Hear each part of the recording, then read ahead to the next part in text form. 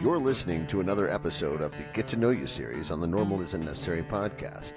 For booking inquiries or advertisement opportunities, please reach out to us, normalisn'tnecessarypodcast@gmail.com. For all things Gumballhead related, please reach out to us at the website www.gumballhead.com. Hey guys, it's your host Gumballhead. Tonight's guest on the Get to Know You series is Pat Smillie, the voice of Detroit. Pat Smillie was introduced to me by my father-in-law, Nick, and this is the Get to Know You series. So tonight, Pat, with the Get to Know You series, we're going to jump right in. We're going to get to know you. Tell us a little bit about yourself, Pat. Thanks, Eric. I'm a singer-songwriter here in Detroit, Michigan, and I'm 56 years old. I grew up, I was born on the west side of the city of Detroit. My family, when I was young, we moved to a suburb, a western suburb called South Lyon, where I grew up and attended, elementary, kindergarten, elementary, middle school. I attended Detroit Catholic Central High School. I graduated in 1987, and within a couple, I moved on to Michigan State University. I lived in East Lansing for 4 years, and then I took a year off before moving to Chicago, where I was going to pursue a graduate degree in applied social psychology, and that's kind of my music career, professional music career, kind of eventually came together in Chicago when I started, playing, being paid to play gigs and trying to play as often as I could. So, so I lived in Chicago for about over 20 years. And in 2015, I moved back to the Detroit area, and I've been here for the past 10 years making music and recording new music here with all the fine musicians here in Detroit. So that kind of brings me. That's what I do and what I've been up to in a nutshell. Pat, the music that you produce is such a combination, an amalgamation. That's the word I like to use of different types of music. Give us a little example of the type of music that you would describe. I don't know. I think I kind of might put it all under a catch-all phrase of maybe Americana or roots music. American roots music. But I grew up, I didn't come from a particularly musical family. Nobody in my household played an instrument. My dad was a little bit of a rock and roll fan, and he graduated in 1960. So, if they say the advent of rock and roll, they put it maybe with Elvis in 1957 or whatever. My dad was right in that sweet spot of the whole rock and roll and kind of the teenager society that kind of emerged in the late 50s. And my dad was there, and I remember I remember seeing 45s from his record collections that over the years became favorites of mine. I know he had a Little Richard 45 with a Long Tall Sally on it, maybe slipping and sliding on the B side. I remember he had an Elvis 45 of the song All Shook Up that I used to love to listen to when I was a little boy. And I also remember one of my favorites of the whole collection was a 45 by the Everly Brothers of an old song called Bird Dog, which felt like sort of a novelty song. So for a kid, 6 or 7-year-old kid hearing these old 50 songs for the first time, a song like Bird Dog was really stuck in your brain and made it fun to listen to music. And so that was it. I really just started as a rock and roll fan, a music fan, a listener. And over the years, I collected a lot of CDs and cassettes and albums. I probably have over 4,000 CDs in my collection of titles from various genres. Wow. But I I used to love to go into the used record stores and digging through the bins and finding something that I like.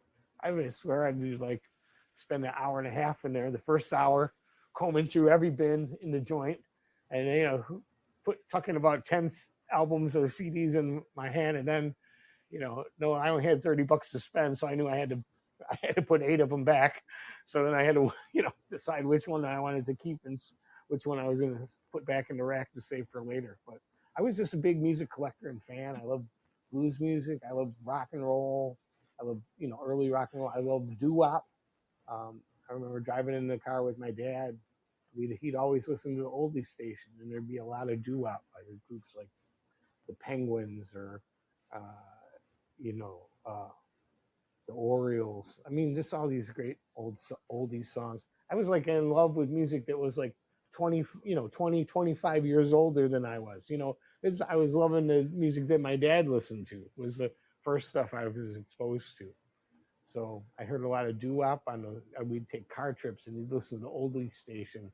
So I was always listening to a lot of old R&B. And I remember hearing this Mitch Ryder and the Detroit Wheels song called Jenny Take a Ride, which was a medley of C.C. Ryder and the Little Richard song Jenny, Jenny. And I mean, it was just such a great version. I heard Mitch blowing out that singing with so much soul. I'm like, I thought for sure this was like a black soul artist. And then I come to find out years later, it's this, skinny white kid from Hamtramck, with this amazingly soulful voice. And I was like, he was one of my inspirations over the years. But I love James Brown. Um, I love the Rolling Stones. Um, I love Muddy Waters. I love a lot of Stevie Wonder, all the Motown stuff. So, and I think the music that I make reflects all those influences. My favorite albums growing up were ones that had a lot of different styles in it. It was all held together because it was like the same group of musicians. So it had a certain sound, but it wasn't like if we made it, not everything on a blues album had to be a shuffle.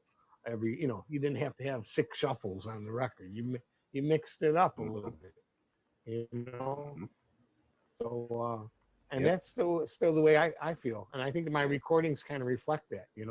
I'll have sort of different flavors on each tune, and luckily I'm blessed to work with uh, musicians who are they already have the feel that I'm looking for. So I don't have to tell them how to play anything. I'm just like, you give them suggestions or you suggest a mood. And, or, it's just like, remember that old Leonard Skinner song? Yeah. Well, I want the guitar riff to sound like that, or, you just kind of have uh, a common frame of reference for musical references. So we're able to get together and I think make lots of different styles of music, or flavors of music kind of work together. So I hope that answers that question. It's Well, absolutely, yeah. Well, the first time I sat down and I listened, you have a recently dropped album out, and you're actually on my playlist for at work on a regular basis now.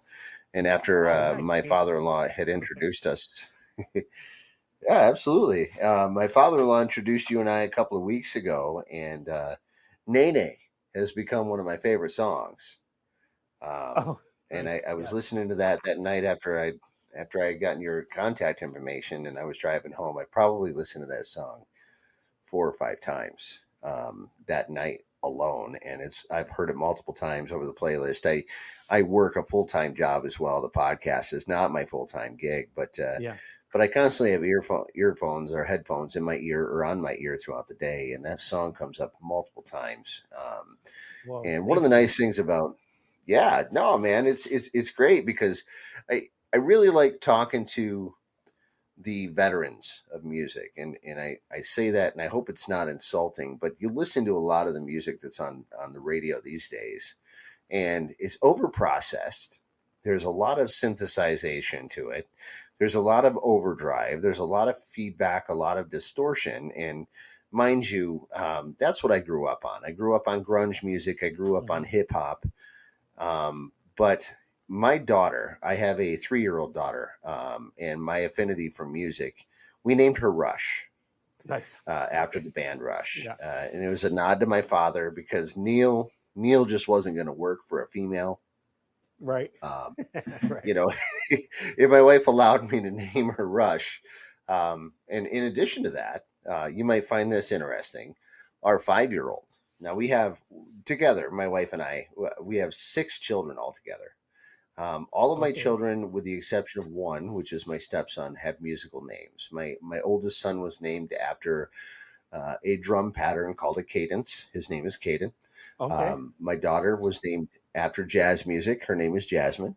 Okay. Then our 17-year-old, his name is unique. I did not have a hand in naming him, but our 5-year-old, he was named after the lead character in the movie Footloose from a song by Kenny Loggins, Yeah. which is also the song Footloose. But the movie Footloose, the main character, his name was Ren, and The we Kevin named him Bacon character, was that Kevin Bacon? Kevin Bacon. Yeah, he starred in the movie Footloose. Yes. And His character my was wife didn't Ren. know this until about 3 years later, that I named him Renan after that character in that movie. She's like, I never even knew that. Um, so, and I grew up in the Carly Simon era. Yeah. My folks were very, very big fans of Frank Zappa, Carly Simon, Rush, just to name a few of them. My mom hated Carly Simon because my dad was in love with her. I hate Um, Carly Simon. I just gotta, I have to get that out of my chest. Okay, I feel better now. yeah, Carly Simon, her album at the time, we heard on repeat in the car, in the truck, in on the record. But then there was Frank Zappa, the Man from Utopia album. I was not allowed to play that unless my parents were home. Um, Right. but Loggins and Messina sitting in, and together, or friends sitting in. Let's see here, sitting in again. And then House of Pooh Corner. That album had Footloose on it, which became the name of my 5-year-old son. Then we have Rush, and of course now we have a 1-year-old. Her name is Marley. I Nice. don't think it'll take a genius to figure out who she was named after, but Sure. Right. that was during my pot smoking phase when I Yeah. indulged in a little bit of the legal Michigan cannabis. Yeah. But we stepped away from that very, very quickly, and as a part of my recovery. But my music has always had a huge influence in my life, and music honestly has really kept me away from. Um, Music really brought me back to the sobriety aspect of things, and the more that I talk to musicians on here, we recently did a podcast with a band called Forge the Sun. They're actually playing a festival here in a couple of weeks in Michigan. They're opening up for a band called Falling in Reverse. And when I did the interview with them, it's the first band that I ever interviewed that was 100% sober. Wow. And I know that you've opened for names, such as let's see here, Bob Seger. Yes. That rings a bell a little bit, right? Bob It Seger and the does. Silver Bullet Band, Yes. and Bob Monteleone had said that your voice resembles Otis Redding, and I can see that very much so. Um, but coming from the generic side of things, coming from the amateur side of things, we've seen people like Jim Morrison pass away from abuse and addiction. We've seen other musicians, fall victim to that, and then we have the 23 Club. And then even back to Frank Sinatra and Sammy Davis and all of those, they had a history of abuse and addiction. How big is that? Because a majority of the people that are involved in music or that enjoy music, hobbyists, if you will, how big is alcohol and drugs as an influence in the community of music? Is it one of those things that's big, or are we all blind to see that? Well, I think when I was coming up, or it got in my first band,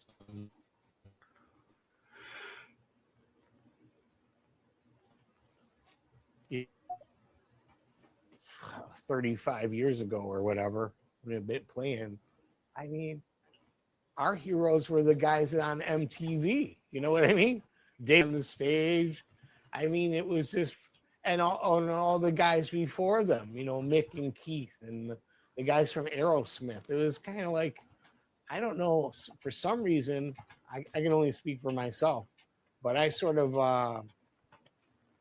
I would say I kind of like celebrated that, or you know, I emulated that. It was like, oh, this is how these are how the you know, you got to have you got to have a certain number of drinks to you know, to let your backbone slip and get loose, you know, and maybe get a little confidence or whatever to get down and lay it down. Or it was just, you know, for us, I remember my first band, you know, it'd be like five of us in the garage, these young kids, you know, we are 17, 18 years old, and with like three cases of beer, just, you know, playing songs and drinking beers, you know, and drinking lots of beer, you know, you know. But I don't know. So I think initially for me, anyways, and I don't think it is that so much like that these days. I think people are you know, you don't see people at the top of the music business who are severely messed up like that. They have to have they, excuse me, they have to have their shit together to a certain amount for the to have to get the kind of money invested in the kind of music machine that makes the big stars and the hit records today. You know what I mean? Those to some extent, those kids have to have. I mean, at least going into it, they generally have their stuff together, and the people who show longevity are people who have either, you know, never, you know, had substance abuse issues, or if they did, sought out treatment and success, you know, have been found other ways to live. And but I think when I was a kid coming up through the late '70s and you know '80s, watching these bands that were on TV or on my radio, they were all about partying, you know, and just getting, Mhm. and that's what the fan base was like, you know. Let's, you know, we were partying on like you know, 2-track dirt roads, just pulling up and opening the backs of our cars and you know, playing the stereo real loud, and a bunch of people, you know, drinking beers and smoking pot on the dirt road, you know.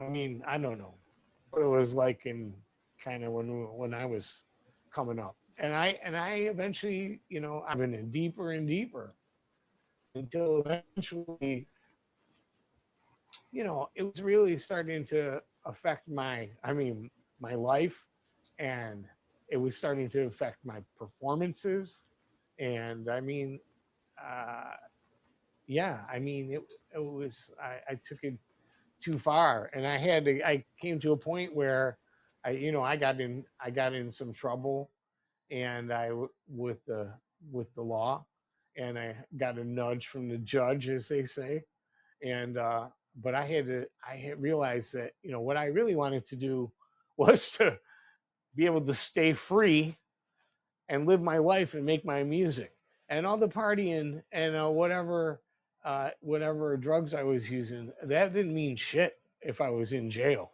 You know what I mean? Having a good time wasn't gonna it wasn't worth it to get caught up and lose your freedom. So I mean, that's really what turned it around for me was the uh, you know, threat of possibly going to prison behind a you know a drunk driving charge. I knew it Sure. was time to Yeah. stop. You know what I mean? I had to, you know, I didn't know if I was, you know, they say in AA, they're like, admit we were powerless over alcohol in our lives and become unmanageable. I never believed I was powerless over alcohol. I mean, and you know, I had a couple arrests that should have, you know, I should have proven me, let me know otherwise. But I realized, so I wasn't powerless over alcohol, but I had to admit I had a, you know, I had to documentation, legal papers and court fees and lawyers, retainers and everything, that my life had become unmanageable behind my substance use. So that's when I decided I had to really just stop fucking off. I had to get it together, or I was gonna go, like they say, end up in jail or dead. You know, Yeah. so Well, I was reading a little bit of something here. You have Lonesome for a Long Time, and let's see here, Last Chance, the album Last Chance. yeah, And I saw that that was kind of a hand in your turning point.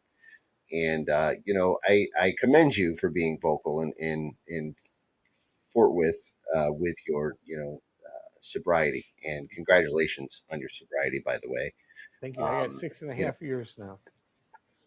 man, that's amazing. And if you were here, you'd see me clapping for you. Thank you. 6.5 years or day one, regardless, it's always a struggle. And I worked in the paramedical field. I was a paramedic, a firefighter, a medical examiner. And, I think that addiction kind of, when I got out of the field, I really didn't feel as if, I had anybody that had my back. And that really was in 2017, the birth of the Gumball Head Sobriety Society.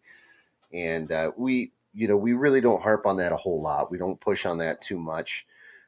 But it's one of those things that a lot of people out there struggle with, understanding that addiction is a real thing, and I don't think that it matters whether you're famous or not. In my eyes, you, sir, are famous. You've got music out there. You've got a lot of music out there, and a lot of music. Like I said, you're on my playlist on a heavy rotation. Has sobriety impacted your ability to be a little bit more creative and in kind of take things into a different direction, or is it Oh, or have you ever found it to be any hindrance of your music creativity? well, I think maybe like again, when I first started out, I had maybe had this idea that, having a little buzz going was good for the show, was good for anytime you wanted to do anything musical, you know.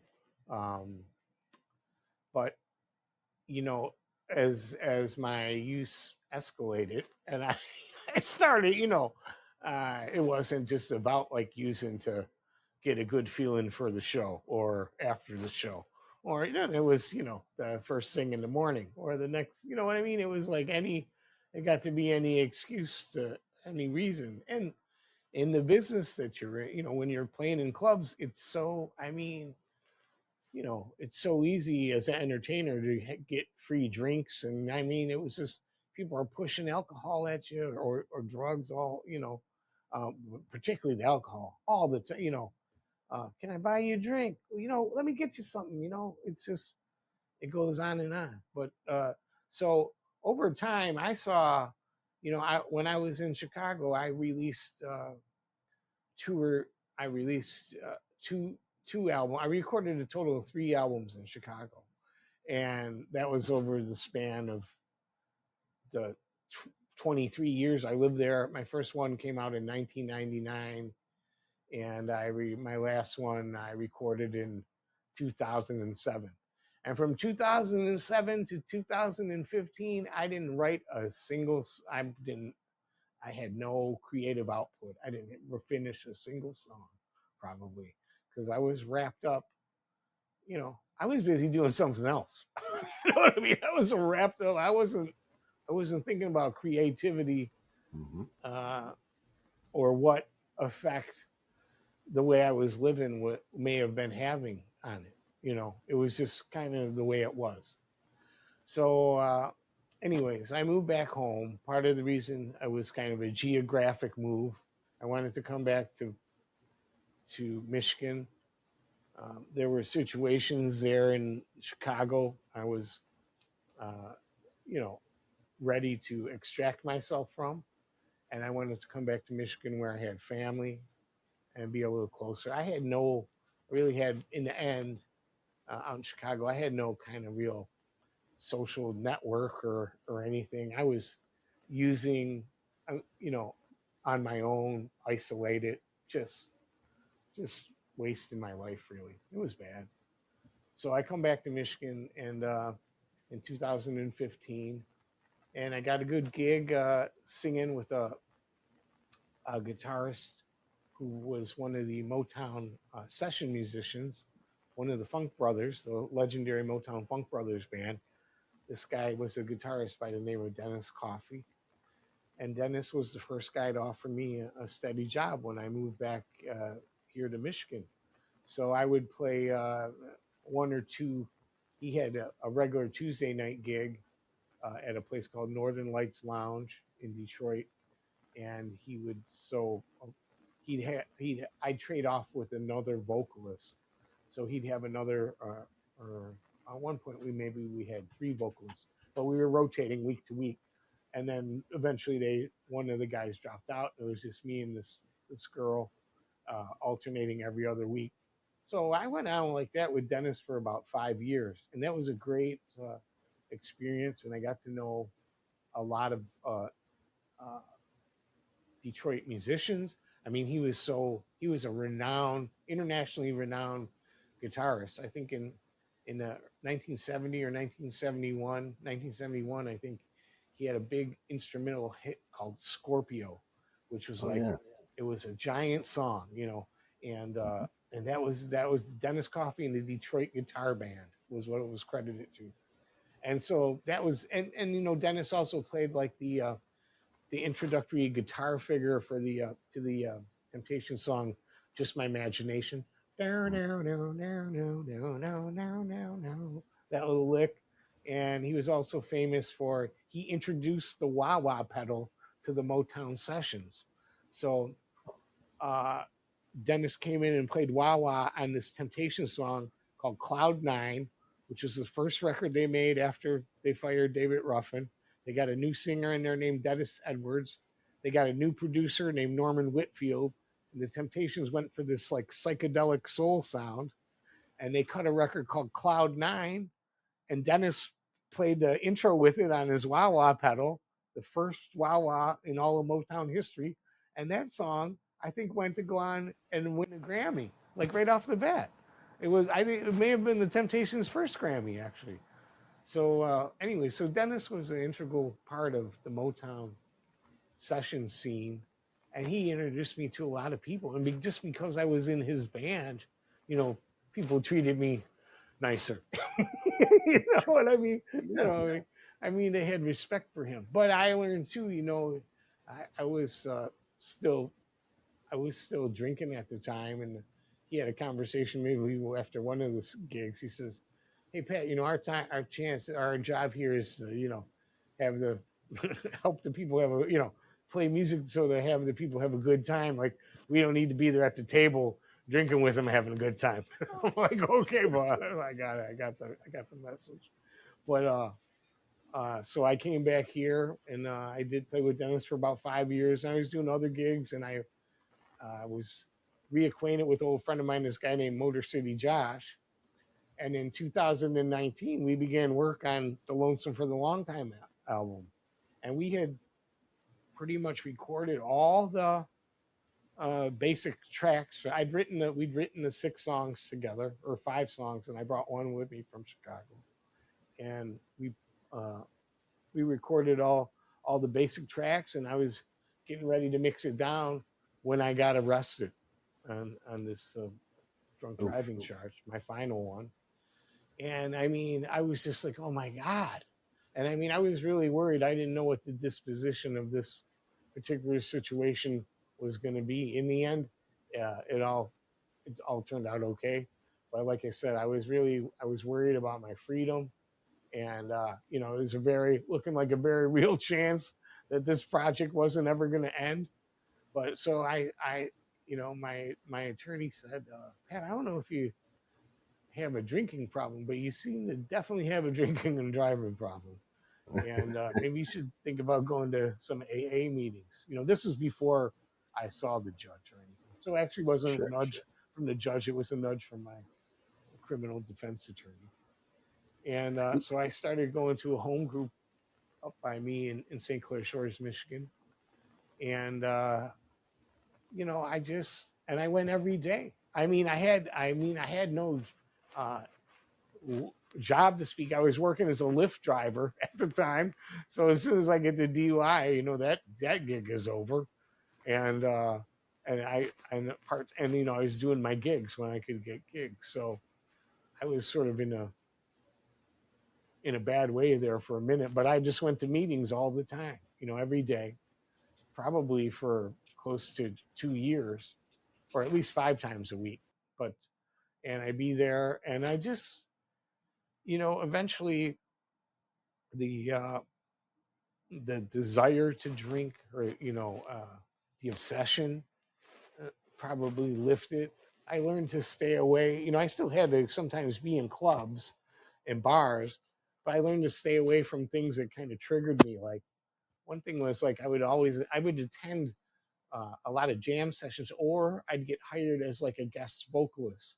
So in those scenarios, my whole thing is like literally only to sing, get up and sing like 2 or 3 songs, wait around all night to get around and sing 2 or 3 Mm-hmm. songs, and then get a nice ovation and leave. Thank you, good night.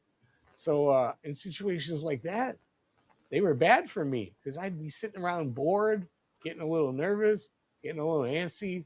The drinks for free. What the hell? I'll have another one. You know what? Yeah. I'll get a little liquid courage built up before they call me up there to do my thing. And then I get up there and just have to worry about getting through 3 songs. It was usually a blur, so I don't even probably don't remember a lot of those performances. I was kind of blitzed. But that was it. I didn't have to carry the whole night.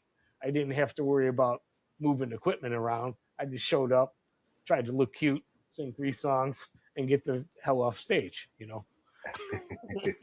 Yeah. It was beautiful. And the nights I Yep. got paid for it, it was like, could life get any better than this? And what I usually drive home with a buzz. And it was, anyways, it caught up with me. So, and anyways, having this record partway finished, I mean, I remember talking to my probation officer, like asking her, like we had an opportunity to go play a gig out of town, so I had to get permission. And I was like, look, I got this new record coming out, and I'm really trying to make it happen. And she was nice to, give me permission to do a couple shows in Chicago and stuff. And then I just kept writing songs. The album eventually came out. We got some decent publicity. I did a couple TV appearances on like the uh, local news station, and stuff like that. I got a little write up in the Detroit News. Um, so that was nice. And I was like, wow, okay, well, it's kind of going good. So I wasn't drinking anymore. I found more time to work on, writing more songs or coming up, having my mind clear enough to get like, an idea for a new melody or something to come in. That's what was wrong in all those latter years in Chicago. I mean, my brain it was just always fucked up. I mean, so there wasn't any room for like anything to really escape. There were no, or any new thoughts to come in. I was just beating my brains, literally, like Iggy Pop says, with liquor and drugs. That was what I was doing, Mm-hmm. until I got back here. And then, that the arrest in 2019 brought everything to, oh, at the time I hated it. I mean, I heard my attorney told me that on the evening of the arrest, I'd played a gig at another local venue in St. Clair Shores, and I was driving home. I brought my PA system. I got absolutely hammered that night on the gig, and I was driving down 9 Mile, and I decided to drive through the McDonald's drive-through to order something to eat. And my attorney told me, and then as soon as I pulled out of the drive-through. I made the right back onto 9 Mile. I hadn't even gone far enough to do anything wrong or start speeding or anything. And a cop came up and lit me up, and I got pulled over and busted, and that was the end of the whole affair. Well, I found out after the fact. My attorney told me that uh, the person working at the drive-through of the McDonald's realized how drunk I was because the way I placed my order or whatever, saw the condition I was sitting at the window. She called the cops on me, and they were there waiting for me when I pulled out of the drive-through. So fuck, God Well, works in mysterious ways, I yeah, guess. But that's what it took me. That's what it took for me to turn it around. And it wasn't like I didn't have 100 other opportunities before. I remember at least two times within the prior year where I was pulled over. Oh no, maybe not 1 year, two times in maybe about a 3 year period where I'd been pulled over twice and let go. You know what I mean? One cop took my keys, and said these will be hanging at the station for you in the morning. Come and get them. You're gonna leave your car right here, and I'll drive you home. I was like, wow. I go, you're not gonna arrest me? He goes, no. I'm like, oh my god. You know what I that's mean? But even lucky. after a break like that, I still kept on fucking around. I still kept using. Unbelievable. But that's the power of addiction. It don't make no Absolutely. sense. It don't make no sense. Well, it's ironic when we look back, and my first and only arrest was in 2017. Um, we chatted a little bit before we started the recording about my arrest and the way that it kind of went down. I blew a .147, and at Wow. the time I had a firearm in the vehicle, fully loaded. I was Oh. legal. I was legal to carry it, but I also had a CDL endorsement on my driver's license with tanker and hazmat. So my CPL brought me down to a .02, which was legal limit to have consumption with a firearm. And then the CDL with the tanker endorsement, well, the CDL alone brought me down to zero. Oh. So my Oh, initial that's why you arrest, said you were four times the limit or whatever. yeah, well, .14, .00, there's a big difference between those two Yeah. numbers. Yeah. Um, and my 16-year-old was actually, my son was 16 at the time, and he's the one that called the police on me. Yeah. And to this day, I commend him and everything that he has done in the past and everything that he has done to help me change. And every day I work hard to focus on, bringing awareness out there. Now, I'm a musician myself. I'm a percussionist and a drummer. And I was just kind of looking at some of your discography here, and you've played at one of my favorite clubs at Reggie's in Chicago. Oh, Uh, I love Reggie's. I used to work there as a sound man for a while. Oh, no kidding. Yeah, I've played at Reggie's, and I played at some other places there. I played at Phyllis's Beer Garden. And I mean, I could go on multiple times. We were a Kalamazoo based band, and we played a lot in Chicago, in the Chicago area. We played a lot in Bucktown. Yeah. Phyllis's Musical Inn was probably one of our biggest venues there. And we played at, what was it called? Dark Horse, the Dark Horse Brewing Company there. I remember that a little while. Yeah, I remember that. But I played in a garbage can punk band that had, we had very little talent at the time. I mean, I was I played in the marching band when I was in high school, and I actually was a trombone player, but I played bass drum while I was in the marching band, and my dad was a drummer growing up. I always sat on his drum kit when he wasn't home. I always thought I was going to get in trouble. But looking back to all that, I played Peppers in Kalamazoo. Let's see here. I played Machine Shop in Detroit. Mhm. I played a couple of venues in Detroit. A couple of them aren't there anymore. But man, we played Peppers. It was a winter gig, and I'm just going to kind of reflect here. Now, first, I'm going to throw this out here real quick. Now, I don't attend AA meetings anymore. AA is where I got sober. By the grace of God, I maintain my sobriety. My wife has Mhm. helped me maintain that, and I found my purpose in life. I found Mhm. my children were my purpose in life. My wife was my purpose in life. I've gone through divorce. I've gone through marriage. I've gone through divorce again. I've gone through bankruptcy. I've gone through losing everything only to gain everything back. And once I had gotten through my addictions, now just to kind of reflect on things, I was a half a gallon a day drinker of vodka when I didn't have Wow. to work. So it'd be a fifth. I had my first fifth in me. I'd get out of work at 8 o'clock in the morning. My first fifth was in my belly by 8:30.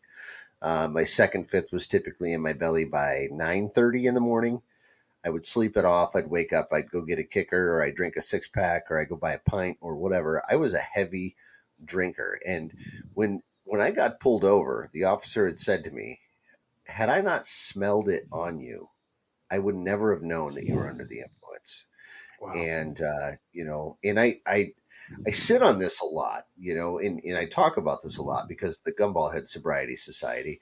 But this isn't a focal point in my life. This is a victory. This is a overcoming obstacles part of my life. And the fact that I faced adversity in such a derogatory way where I had the opportunity to take something negative and make it positive. But one of the best things is my band, when we would get together for a show, my singer, guitar player, and the bass player, they would always get a half gallon of Papa vodka before a show, and I would never partake with them. And they were always angry with me because I would not drink with them. But I always had to work the next day. I was the only one in the band that had a full time job, so it was like, I can't drink with you guys because I have to work tomorrow. And most of the time, we were playing out of town gigs. So I would have to Right. drive home that night because I couldn't sleep in the van with them because I had to be to work the next morning. So luckily, I never got popped while I was playing out. But it was wild because we had played a show in Chicago in Bucktown, and I think it was called the Velvet Door, if I'm not mistaken. It could have been something else, but at the time, I think it was called the Velvet Door. And that was one of those shows where I didn't have to work the next day, and I had a designated driver, and I got pretty shit faced at that show. And I interviewed a couple of hookers, and Okay. we had a VHS recorder that my buddy Scotty was carrying around, and we interviewed these hookers, kind of like, and they were 100% honest with me that they were ladies of the night. Right. And I had talked to them about some stuff, and I was like, "Hey, what is the best thing about prostitution? What's the worst thing about prostitution?" And they said the best thing about prostitution is the money. The worst thing about the prostitution is not remembering who I was with the night before because I was so smacked out by the end of the night because of the drugs that I bought during the period of time that I didn't know what was going on.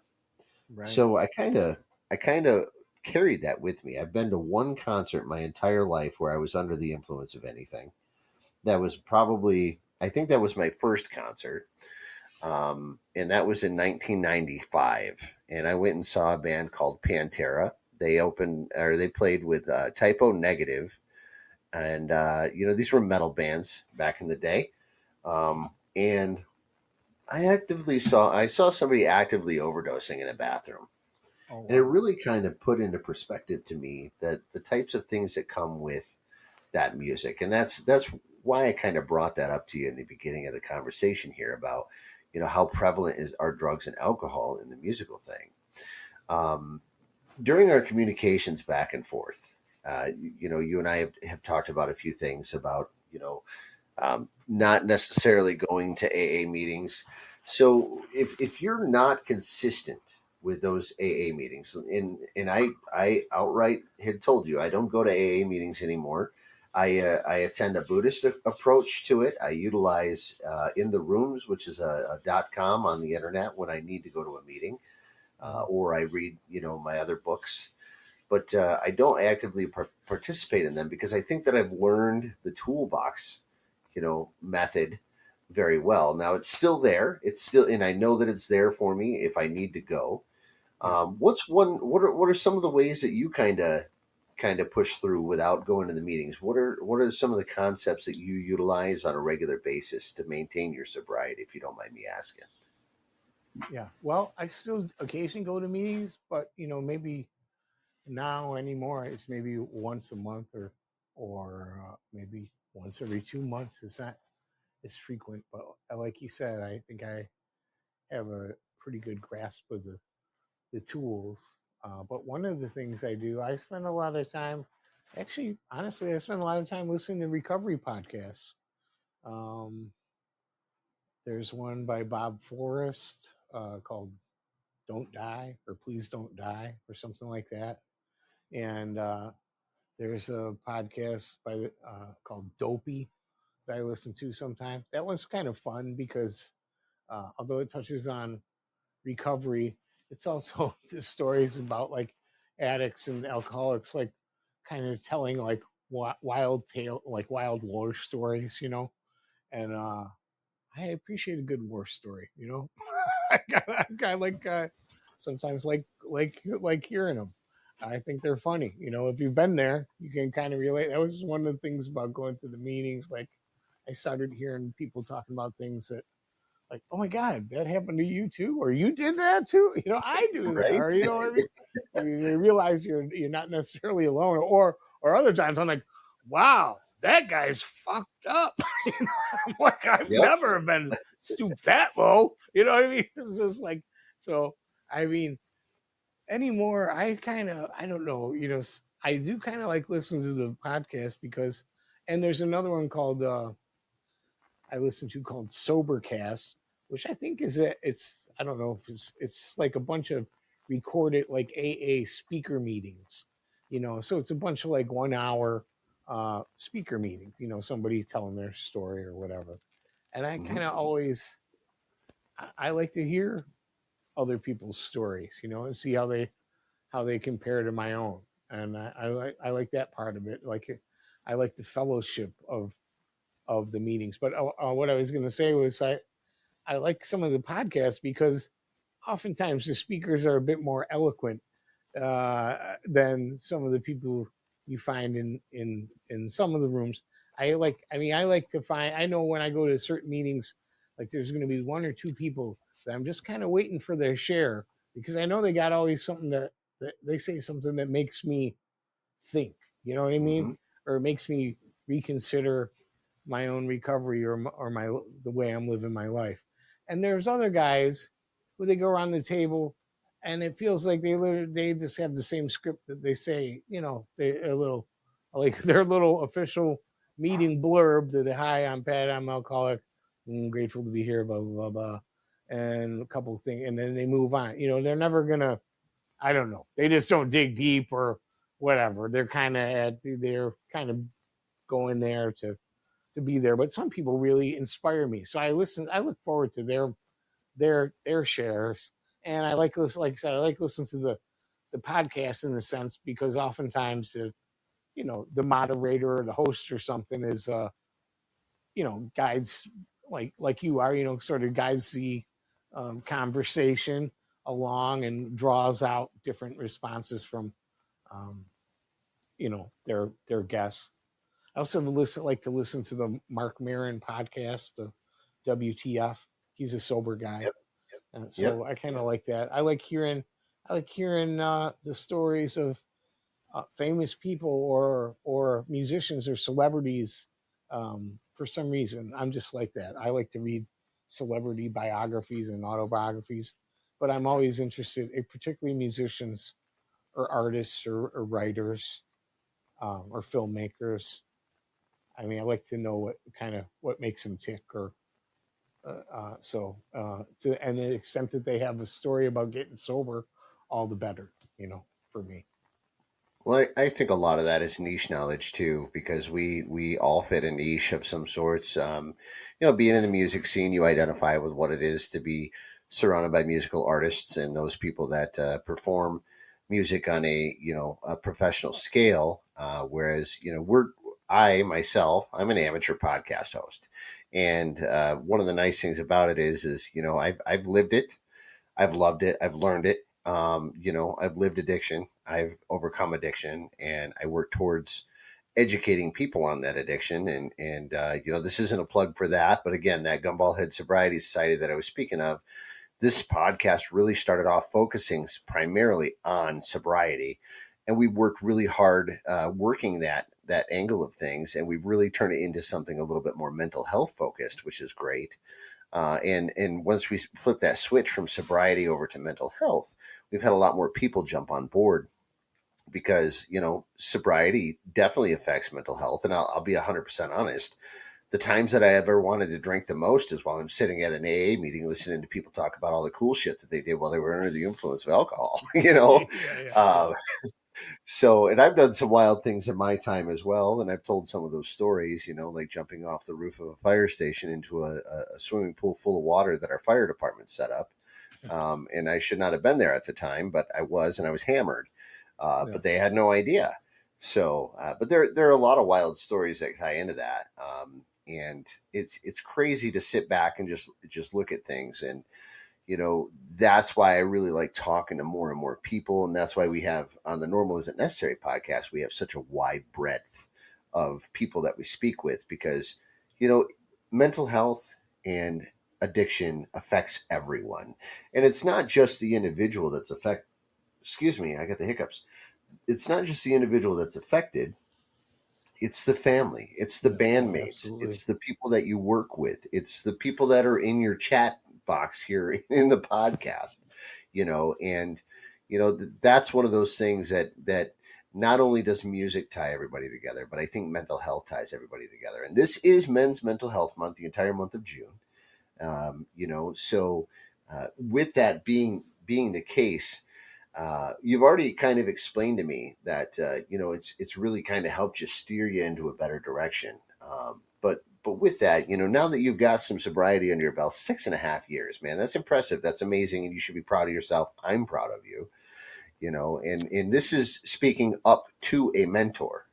Speaking up to a mentor who's been through more things than I can even facilitate in my brain as a result of you lived in Chicago for 23 years. You've played Yeah. music, you played on the stage with, big name musicians, you yourself, a big name musician, whereas like the only band that I ever thought that was really cool that I opened up for was Jimmy's Chicken Shack in 1997. And I was at a shitty little club in Oh, Kalamazoo I've called heard of that Club name. Soda. Yeah. I know that So, place. Yep. that's my only claim to fame. And I got two songs in before I got kicked out for underage drinking. So they were like, "Hey, your drummer's shit faced. You got to get him out of here. He's not allowed to play. He's been drinking at our bar and he's not supposed to." So and the times have changed substantially too, because back in the '90s, back in the late '80s, I started drinking when I was 12 years old. Me My too. Yeah. parents would have always had a cooler full of beer, and we'd snag, a couple of mom's Newport cigarettes and a couple of cans of beer, and we'd go hide on the other side of the fence. My buddy and I would sit there, we'd each drink a beer and smoke a cigarette and think that we were part of the cool club, and then our parents would say, "Hey, go grab me another beer." And it's like, one for you, one for me. Right. And they would Yep. never know, because by the time their beer was gone, they were just like, "Wow, I didn't realize I drank that much." Well, you didn't, because we helped you. Right. Um, and as I've sat back and looked, I've calculated the amount of money I've saved over the course of the last 8 years. And per day, if I did the math correctly, per day, I've saved over $100,000 in the last 8 years on Yeah. alcohol alone. Oh yeah. And it's crazy, because when people donate to our podcast, when people donate to our show, when people donate to our program, when people donate to the Gumball Head Sobriety Society, that money goes right back into our program. I mean, we take that, we pay for our website, we pay for our podcast, we pay for our upgrades. And, I haven't had to buy any equipment. I've been thankful in the equipment that I purchased. You know, Yep. um, I don't have to replace humbuckers or guitar strings or anything like that. Every once in a while, I have to replace the spit cover on my microphone because one of my children decided to take a bite out of it. But other than that, for the most part, our podcast is self funded. So with the way things are going these days, and I kind of turned my nose up a little while ago talking about recent and modern music. Mhm. Um, I'm gonna throw this at you. How does it feel to know that you're still part of that pioneer trail as music goes? Like, when I say pioneer trail, like the wah pedals are one thing. Wah pedals have been around a long time, but look at how much music, and I call it bullshit music. Like I said, I'm in my mid to late 40s. We'll call it mid to late 40s, and I still, my go-to albums are still bands from the 70s, bands from the early 80s. How does it feel to still be playing authentic, real, from the heart, raw, fucking good rock and roll? I mean, compared to the stuff that they're playing on the radio these days, it's got to feel Well, good. I mean, I try my best to keep it. I mean, I the guys that I work with at the Sound Shop Studio in Macomb, Michigan, where I've made these last three albums, or where I made Lonesome for a Long Time and Last Chance, and I'm currently releasing. We recorded a third album I call Double Nickel, because all the songs were written and recorded when I was 55 years old last year. But I've just been releasing them. It's not an album world anymore. It doesn't feel like it's more like a Mhm. single. So I just been putting out one single at a time.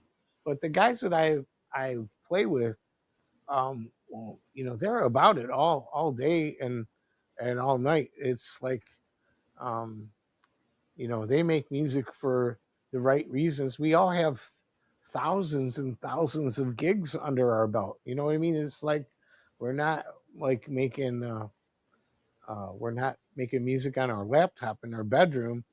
We're all fucking old.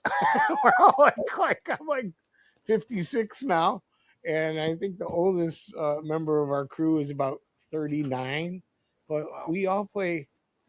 We all listen to roots based music, or and I don't know. It's just what we came up with playing, and we've been doing it for a while. A long time. I Hmm. have a song that came out not too long called "Back in '69," which is the year I was born, but it's sort of an origin story, and it's a hard rocking tune with our special guest is Jim McCarty, um, who was the Oh, original guitarist for Mitch Ryder and the Detroit Wheels, yes, sir. and he's also the guitarist for a very influential '70s group called Cactus, which Hmm. was kind of like a blues rock super group that featured the rhythm section of the group Vanilla Fudge. So it was Carmine Appice on drums and Tim Bogert on bass, and then two Detroit boys, Jim McCarty from Mitch Ryder and Detroit Wheels on lead guitar, and a singer named Rusty Day, who'd spent time in, I think, Ted Nugent's Amboy Dukes before then. But, anyways, the four of those guys and Jim's guitar playing in that group influenced everyone from Eddie Van Halen to Warren Haynes. I mean, Yes, sir. he's an incredibly influential guitarist, but to me, he's my friend. I mean, I know I went over to his apartment, 2 weeks ago. I brought him something. I mean, it's just he's not, he's well, obviously he never attained the like superstardom of like an Eric Clapton or whatever. Although he clearly is, one of his peers and played with him and knew Eric way back in the day. They all were fans of Jim's. They all loved Mitch Ryder and the Detroit Wheels. They thought they were great, and Jim was the guy, so they all knew who he was. So, I mean, I've had the chance to learn from. I've always sort of aligned myself with older musicians. Even in Chicago, when I started playing around there, I'd played with guys who were 15, 20 years older than me. So, Sure. they had the real '70s sound because they were fucking grew up in the '70s. They were, what I mean? They had, they could tell me stories about the evolution of, you know, concert sound systems, from the time where you just plug a microphone into a guitar amp and, the guy sings. I mean, to the point where they have these giant, enormous PAs, where they're miking every instrument. I mean, McCarty was a part of that. Dennis Coffey was a part of that kind of era from, moving from the, I think, I don't know. I think Mitch Ryder's first hit was in 19, first national hit was in '65, but they were playing as a band like in '62. And Hmm. again, you just say rock and roll started in 1957. These guys have been around since the music's been only 4 or 5 years old. I mean, so they've been doing it a long damn time. And I've been just lucky to, uh, I heard their sound on their recordings. I dialed into it right away. Something about it felt right to me. And when I started making my own records, uh, I tried to emulate some of the sounds that I mean, I'm not breaking any new ground sonically, obviously, but I don't want to. I want to make good rock and roll. I want to make good. I want to stick to the tried and true formula, so to speak. So I don't know. I mean, I don't know if that answers your question. But we're all old, and we all admired guys who were older than us. And I think the big difference is, growing up with a opportunity to play venues and do a lot of gigs, as opposed to, I don't know, just kind of materializing as an internet star, or like one of these competitors on the singing competitions or something.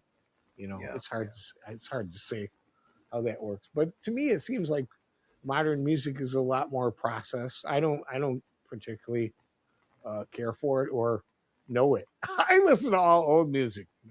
Yeah. My friends tease me like, I don't yeah, every once in a while I might hear something, but I kind of stick to the music that I came up listening to growing up, or stuff that in that kind of same genre. I used to love like singer songwriters like Jackson Brown and James Taylor. I mean, I still love those guys. But then I like kind of like newer guys like Jason Isbell. He's a guy that I like, but he's not even new anymore. Fuck, he's probably been around 25 years. So I don't know.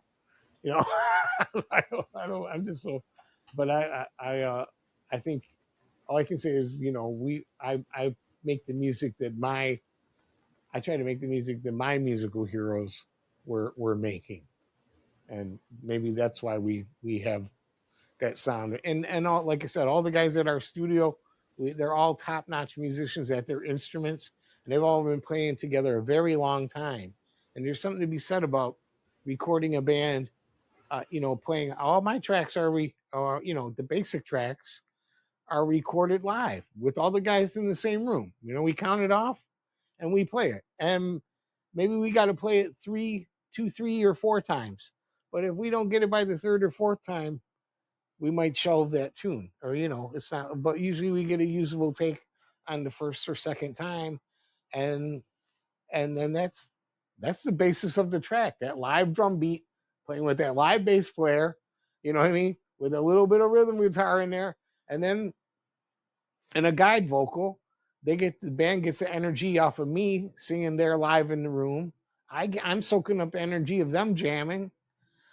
For instance, that song "Nene" that you mentioned. I mean, that was a song that I was kind of inspired to me by like the late great soul singer Wilson Pickett. Like that song to me, and those horn punches and stuff kind of reminded me of a Wilson Pickett vibe. So that's the kind of way we sort of mixed it. Like we had to put a little, the vocal effect we put on there was a little kind of distorted reverb that just gave it a little bit of an edge. It sounded like, the way Wilson would sing, that real gruff voice. Hmm. And so I don't know, that's how we came up with it. And I gotta say, Nene, this is funny because I was just listening to that song. I'm gonna be playing it on a couple shows we got coming up, but I wrote that song.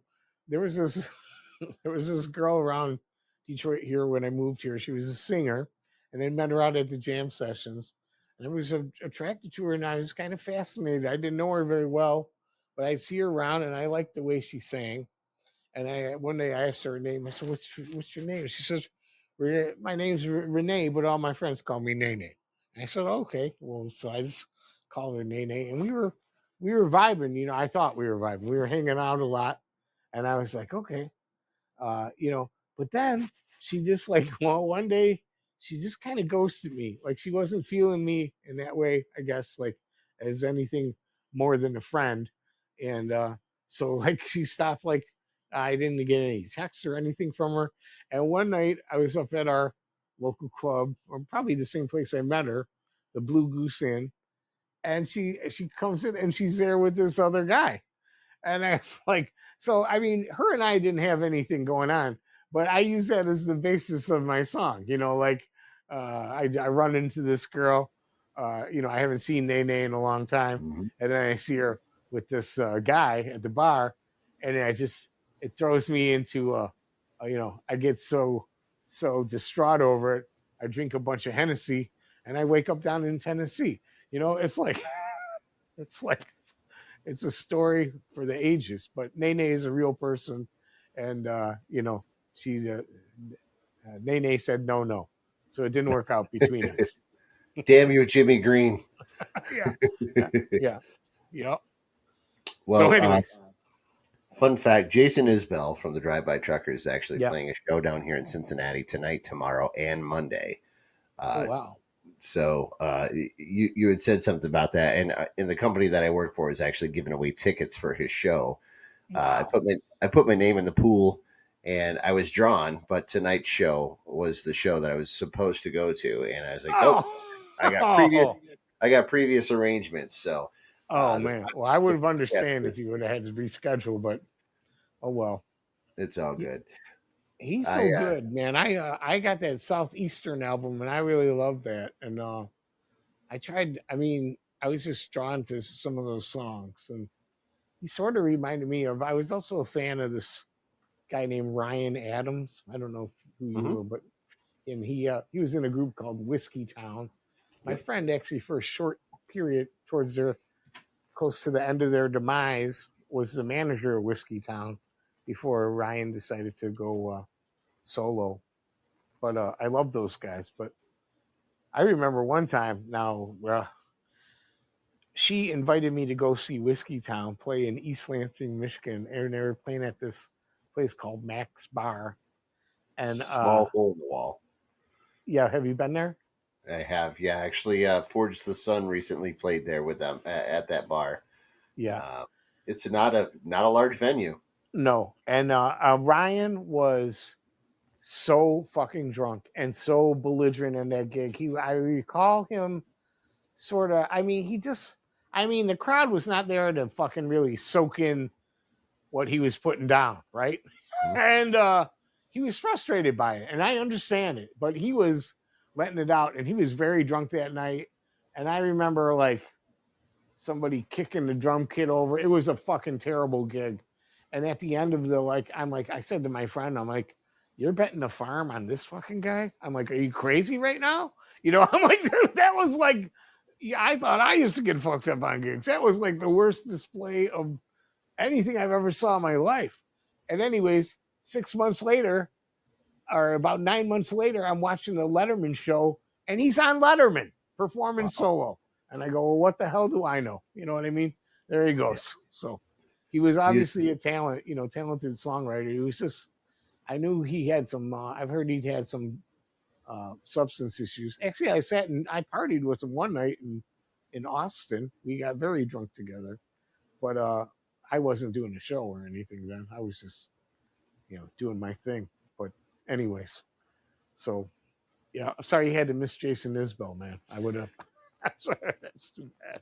you know what, the opportunities are always there to present it in the future, and I it would have been quite a quite a fiasco in order to try to coordinate going to a show. When we traveled last year, 2024, we spent almost the entire year growing our network for the Gumball Head Sobriety Society and curating the concept of the Normal Isn't Necessary podcast. And there were a lot of bands down in the South, or I'm sorry, a lot of venues down in the South that I had missed opportunities on. We were in Missouri, we were in Arkansas, we were in let's see here, Louisiana, we were in Texas, and my wife and myself and four of our children traveled together, and that was kind of the whole idea, was to build something that we could curate and grow, and thus the Normal Isn't Necessary podcast. And then our original name was Gumball Head Kalamazoo, Oh, and okay. we went to Gumball Head Worldwide because we started getting people involved with us over in Germany. We have people from Sweden. We have people from Amsterdam, the UK, Antarctica, ironically enough, Nova Wow. Scotia in Canada, Mexico, and it grew to where now it's just the Sobriety Society. And a majority of the people that are a part of it are either huge supporters, or they are actually part of recovery and part of the recovery program, which is why our podcast is gaining such popularity. And I'm not sure if you knew this or not, Pat, but we run on 24 major streaming networks, and we're documented over 100 different networks on the internet now with our podcast. Wow, that's and fantastic. and we started off me recording in my garage, pissing and moaning about people will never understand what I went through when I was a drunk. Um, Sure, right. and now we've grown it, So as we wrap tonight, man, I mean, you and I could probably sit here for hours and hours and hours and chat. And I would love to catch up with you again here in a few months. But where can we find some of your stuff? I pitched it a little bit here in the chat, but I want to give you the opportunity to let us know where can we find some of Pat Smiley's works. Sure. Well, okay, so I'm releasing now all of my music is available on any of the major streaming services. So whatever, however you like to listen to music, Spotify, Amazon, iTunes, Deezer, Tidal. I mean, whatever. I think I'm on over 150 different streaming platforms. And the way it's set up now with the great big music store in the sky, as long as you can spell my name correctly, you can type my name in any of your streaming services and find my entire catalog. So for the folks listening out there, my name is Pat Smiley, and my last name is spelled Smillie. It's like Millie with an S, but it's pronounced Smiley. So I don't know. You can find me there. Also, I have a website, patsmiley.com, where I keep my uh, concert performance dates. And when I do tour, on the occasional tours I do, I put the tour dates out. And just there's photos out there and song lyrics and, a bio. So you can check that out. But um, and you can order CDs or T-shirts to the website. But it's been strange. This recent collection of songs that Josh and I completed. Um, I'm not. I mean, I'm just. I don't believe I can't even remember the last time I sold a CD from the bandstand at a show. So this release will be the first release that I've done that's just, at least initially, is just going to be uh, solely a digital release. So I'm releasing each of these 10 songs one by one. Um, and my latest single is a song called Indistractable. It came out about 2 weeks ago. It's a great, it's a kind of got a throwback early 60s soul sound. It's a fun summertime song. And honestly, it's about the importance of being uh, present for your loved ones and being, paying attention to what's going on to you in real life, in IRL, and paying attention to the ones you love and giving them your best and not getting all wrapped up in your smartphone and social media or listen to podcasts like Gumball Head. but uh, but anyways, so that's my latest song is called Indistractable, and it's been doing pretty well for us. But I would just encourage people just to whatever streaming music I don't even have they don't even put CD players in cars anymore. And I'm like as I mentioned earlier, I probably have 4,000 CDs. I currently do not have a functional CD player in my home, so I can't even listen to this massive collection I've amassed over the past whatever 35, 40 years. It's sitting in storage in my basement right now. So I'm going to put everything out digitally first, each of these 10 songs, and then um, I think we might once they're all out and they've all had a chance to kind of sink in individually, because that's one of the things I've learned about being a sort of and releasing an eclectic album that has different styles on it. Some people like, I mean, as I mentioned, I like albums that kind of take you on a journey, right? Every song's a little bit different or whatever, sounds a little different. But some people like the like particularly blues fans, if they listen to a couple of tracks and it doesn't hit them as authentic blues, whatever they may consider that to be, yeah, they might just move on. And then the rest of the songs which are on the album, which might be really great, never get consideration. So my trick is to just release them one at a time, and I can, if I have a song that's a little more acoustic based, I can try to, send that out to groups or fans or stations that kind of feature Americana music or folk music or Southern rock or whatever. And if I got an R&B track, I can send that to the R&B stations or the R&B playlists and stuff. So I don't know. That's my strategy, because I don't really know what's going on in the music industry anymore. I don't know how. I'm not going to be able to beat the algorithm or anything. So the most important thing I think I can do is just make sure that it gets out there, and I can put it out there. And by not having to worry about spending a lot of money to press up a physical product, and then spending more money to get somebody to promote that physical product to various DJs across the country. I figure I save more money to spend on the musicians or studio time to, work towards my next project. So That's what we got to do, yeah, man. keep it going. Well, Pat, before we wrap it up, is there any advice or anything that you would like to say to the people that are listening to the podcast tonight, whether musical or recovery based, or any advice that you'd like to give to the younger generation out there, or even the older generation out there regarding anything musically or whatever? Any advice that you maybe have received in the past, or wise words of wisdoms that you'd like to drop upon us tonight? I would just say, if you have a you suspect that you might have a start having an issue with drinking or substances, and something's getting in your way of, it's no longer, and it's no longer serving you. I mean, uh, let it go. I mean, try to get some help, and you'll find on the other side of that that just living, a sober, being sober for me is a much easier way to live. You know what I mean? I'm not driving around looking in my rearview mirror, wondering if that's a cop behind me every time I leave the gig anymore. You know what I mean? I don't care. Let them follow me. Shit.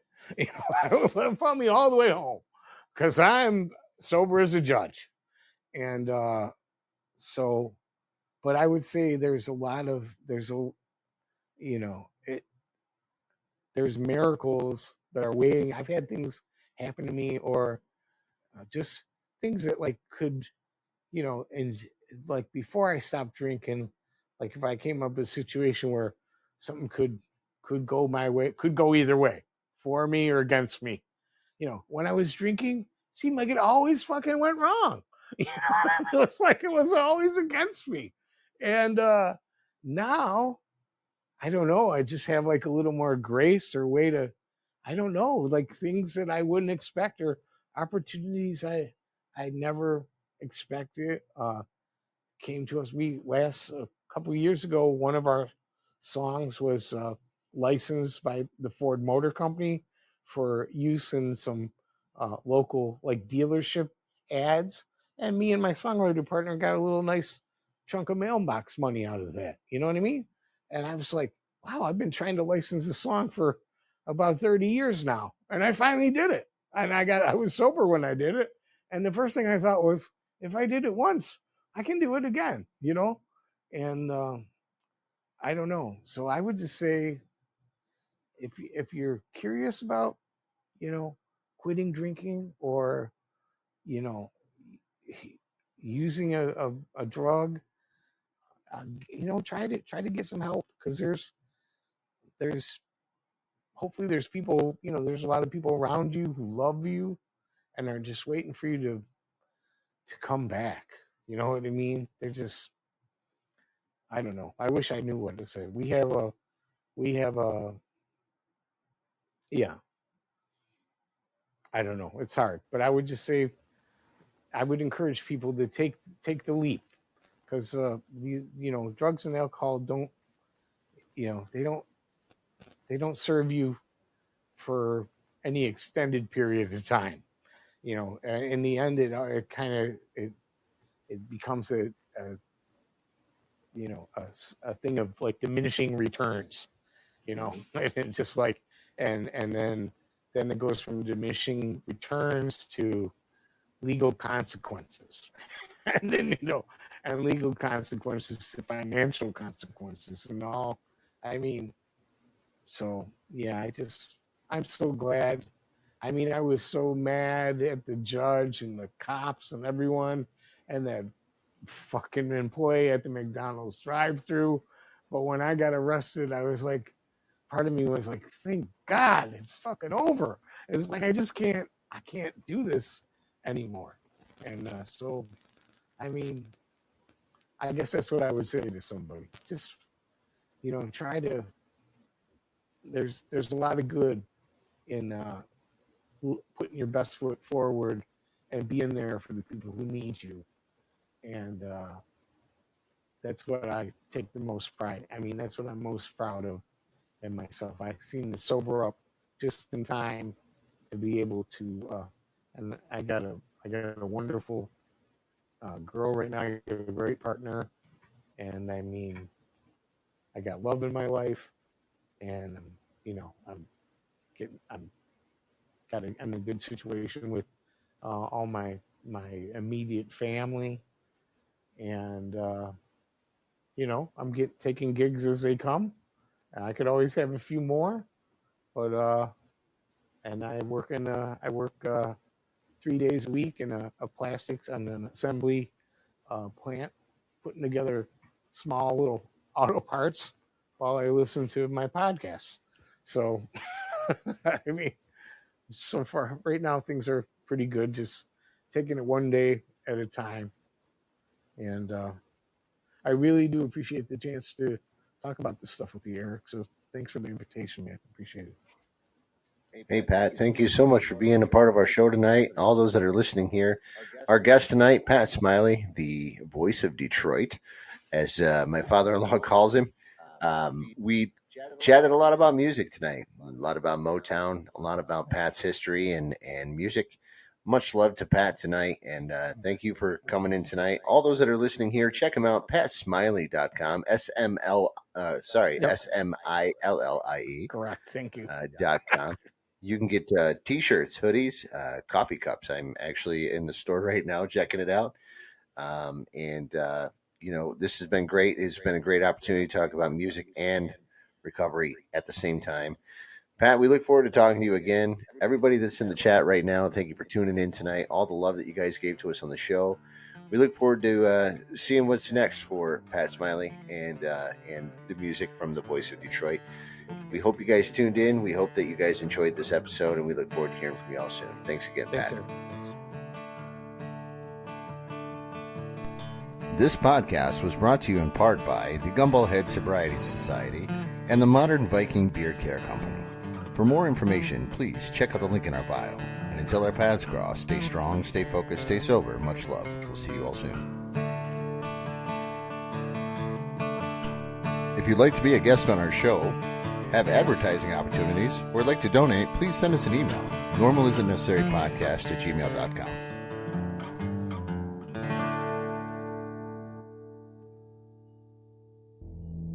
Grasp the spirit of your fellow Vikings and style your mane like your brothers. All natural ingredients, honestly priced, manly outdoor scents. Modern beer care for the modern Viking. Grow it with care, wear it with pride. ModernVikingLLC.com.